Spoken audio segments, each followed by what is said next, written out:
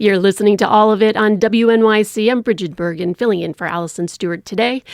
This year marks the 15th annual New York City Poetry Festival, which will take place this weekend, July 18th and 19th from 11 a.m. to 6 p.m. at Nolan Park on Governor's Island. Since 2011, poets and poetry lovers alike have flocked to the island for a weekend of performance, writing, collaboration, and community. The New York City Poetry Festival is organized by the New York Poetry Society, a nonprofit organization dedicated to bringing the transformative impact of poetry to people of all walks of life and making poetry more accessible. The New York City Poetry Festival is completely free and open to everyone, regardless of age or poetry background.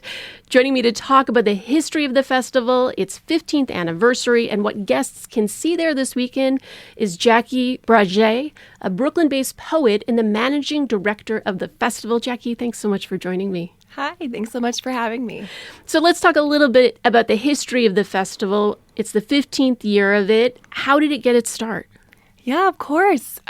So the New York City Poetry Festival was founded basically by just two people with a dream 15 years ago. It was founded by Stephanie Berger, who is our co-founder and CEO of PSNY. It was a really scrappy operation.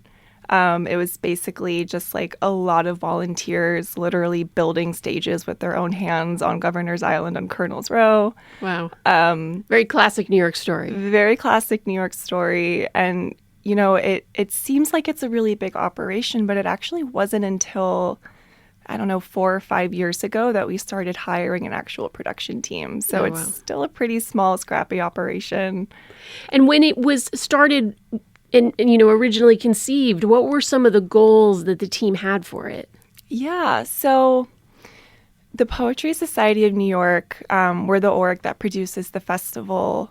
Our whole mission is to break this idea with the public that poetry is this exclusive, stuffy, kind of antiquated thing that belongs to either academics or people who are standing behind a podium in a fluorescent lit room with a bunch of folding chairs, right? Our whole goal is to bring poetry out into the world and to make the experience of poetry as vibrant and beautiful as we feel poetry actually is. Beyond sort of the production element, how would you say the festival has evolved since 2011 till now? Yeah, that's a great question. Well, it's grown so much. Yeah. We now have 5 main stages with poetry readings happening on every single stage from 11 a.m. to 6 p.m. both days. We have an open mic. We now have in our second year a youth poetry festival stage that is completely run by youth and teenage poets, which is so cool. Very cool. And I don't know, our attendance has just grown and increased so much over the past couple of years. I think we now expect on average around 15,000 attendees and poetry lovers every year. So yeah, we're continuing to grow, but it's pretty beautiful to see where we are 15 years later. So this year's festival is titled A Modern Odyssey. Yes. How did your team decide on this theme? Yeah, well, to start, we are all poetry nerds. So the idea of the Odyssey has always been in the back of our minds for a festival theme. But since this is such a landmark year, Sure. We really wanted to hone in this idea of homecoming, which I think the festival really embodies. The really cool thing about this festival, because it's such a, small, modest operation, we really rely on our community members, on volunteers, on supporters of the festival. And so every year when we get to reunite with each other and build this festival together as a community, it really does feel like a homecoming. The theme, A Modern Odyssey, what has that meant for the programming this year? Yeah, so you'll see it kind of baked into some of our main areas of the festival. So we have what we call the VIP tent, which is basically a tent for members to congregate and hang out and enjoy an open bar all weekend. And we're calling it Club Ithaca. as a nice little nod to the Odyssey. Yeah. Our beer garden and refreshments area is called Calypso's Cove. Very nice. The theme is definitely going to shine through in the design of the festival, I think. That's great. So the New York City Poetry Festival, as I mentioned, is completely free. It's open to people of all ages, all backgrounds, levels of poetry experience. If a guest is a newcomer, this is their first visit, how would you prepare someone? What are they going to see when they arrive on Governor's Island? Yeah, so I will preface by saying that all of my friends who I bring to the festival year after year, for the most part, are not poets themselves, and for the most part seem to have the most meaningful experience at the festival. And that is because the second you walk into the festival, you are just surrounded by the sounds of people reading poetry. You're literally surrounded by 8 stages of poets, which is pretty beautiful and hard to describe until you experience it.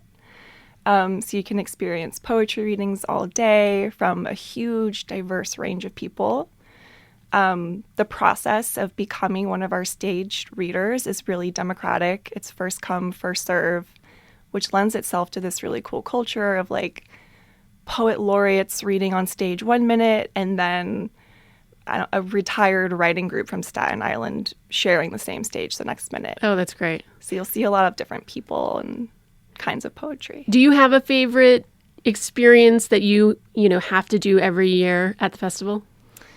The headliner readings are pretty hard to miss. It's always my favorite part of the festival each year. Yeah. Who are the headliners this year? Oh my God. Okay, so if you are a poet, this is going to sound like an all-star team, in my opinion. So we have the New York Knicks of poets. Exactly. This is our Knicks year. We have Hanif Abdurraqib, Fatima Asghar, Hala Alian, and Natalie Diaz. Wow. Pretty exciting. That's really exciting. When will they be performing this weekend? Yeah, so the headliners go on each day from 3 to 4 p.m. on the Brinkley stage, and every other stage goes quiet. So the whole festival gathers around this one small stage. I believe Hala and Natalie are reading on Saturday, and Hanif and Fatima are reading on Sunday. The sort of act of going to this festival is a real choice because it's on Governor's Island. So why did you choose, or why did the organizers choose to hold it there? And how does that kind of also set the experience apart from maybe something else you might do in the city over the weekend? Yeah, I love that question. The question of whether or not we should move the festival to a place that's more central and accessible has cropped up a few times among our team, but we always come back to this feeling of how special it is to get on this ferry and cross the river and wave to the Statue of Liberty and find yourself on an island that's just run by poets. It's kind of a singular experience. So I'd say that's a pretty strong reason to keep it on Governor's Island. Well, the New York City Poetry Festival will be held this Saturday and Sunday, July 18th and 19th from 11 a.m. to 6 p.m. at Nolan Park on Governor's Island. It is completely free, open to all ages, all poetry backgrounds. You can register online at the New York City Poetry Festival.com. Any other events this summer you'd like our listeners to know about from the poetry space? Oh, sure. We actually have a 5-day retreat in the Catskills called Poetry Camp coming up if you're interested in camping with a wild gaggle of poets. And then we always have virtual workshops and classes happening online. So check us out. That sounds great. My guest has been Jackie Bragé, the managing director of the New York City Poetry Festival. It's coming up this weekend at Nolan Park on Governor's Island. Check it out. Jackie, thanks so much for joining me. Thank you. See you there.